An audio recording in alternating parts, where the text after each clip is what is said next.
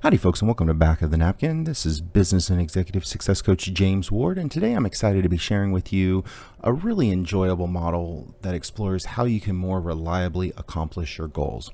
So for the purpose of this model, let's say that you are here, right? We all start somewhere, and here is where you want to be. Now, if you're unclear of where you want to be or where you are going, what I would encourage you to do is go back and view episode 8, where we do a really fun model exploring a framework around what's most important. But for today, we're going to assume you know where this is, and we're going to actually apply the focusing question from Gary Keller's book, The One Thing. And the question he asks is, what's the one thing I can do such that by doing it, everything else will be easier or unnecessary? And the way he uses this framework in the book is to take a someday goal and actually break it all the way down to what I can do today that will move me the closest to my goal, right? The intention for the day. What is the one thing I can do such that by doing it makes everything else easier or unnecessary? And the idea is we wake up, we make progress towards that intention, and that moves momentum onward towards our goal. Now, more often than not, though, what happens is we wake up and at some point in our day, life shows up. And this is the point where we tend to self-sabotage. At this divergent point, this is where distractions, time wasters, non-priorities, all sorts of things take over and divert us from our path, right? Now, some of those activities may even inadvertently move us towards our goal, just not on the most efficient path, but some may actually move us backwards and away from our goal. The key is to realize that this has happened and actually go through a really simple process. The first step is to actually forgive yourself, because congratulations, you're human. You didn't just insert a destination and perfectly make it there. Number 2 is to actually rewind the game tape to find the moment where things started to derail, right? Where things started to get more complicated, and ask yourself 2 questions. Could I make it easier? Right? Could I make it easier to keep moving on the path, remove any obstacles, any preparation necessary? Or could I make it simpler? Like, what would be a more simple process? Because we tend to find things that are easy or simple usually get done. It's when things start to get complicated that we start to back off. And these 2 questions come to us by way of Jon Acuff's book, Finish. And in his book, he actually shares, finishers stack the odds before they even start. So when you think of this, what would you do to stack the odds towards your goal?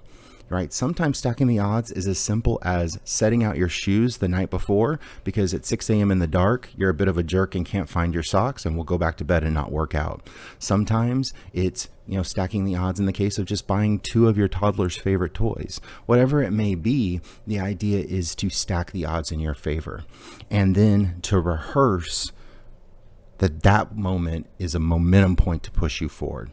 I will tell you, in my challenges with physical fitness, where I wanted to be, the intention always came back to 30 minutes a day of reliable exercise. And I've tried to stack the odds in several different ways. What would end up happening is I would set up the shoes, but I wouldn't get out of bed.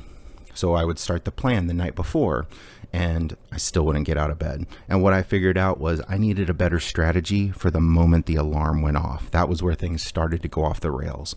So what I actually did was decide what I wanted to have happen the moment that the alarm went off.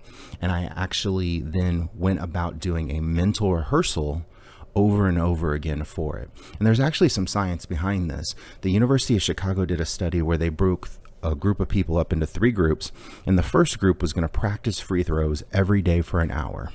The second group was just going to visualize making free throws for an hour. They weren't going to touch a basketball. They were just going to picture shooting and making the basket. And then the third group was going to do nothing. The scientists brought them back together after 30 days, and group 1, the ones who'd been shooting free throws every day, saw a 24% improvement in their accuracy. Group 2, the ones who hadn't touched a ball at all, had just been visualizing shooting, actually saw a 23% improvement in their accuracy. And the third group saw no noticeable changes as expected. But really what this revealed is that our brain actually can't tell the difference between visualization and actual activity. So we're able to trick it by rehearsing it over and over again to think of the habit. And I will tell you, when I did this mental rehearsal, I actually rehearsed about 20-25 times what it would look like when the alarm went off. And I'll be darned if I hadn't stacked the odds enough that the moment the alarm went off, I stood straight up.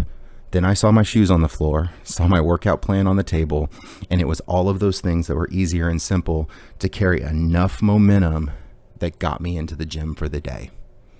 Now, the interesting part is the plan perfect? Not always, but that's where we can forgive ourselves as humans and come back to climb the ladder the next day. And I'll leave you with a thought from Stephen Kellogg.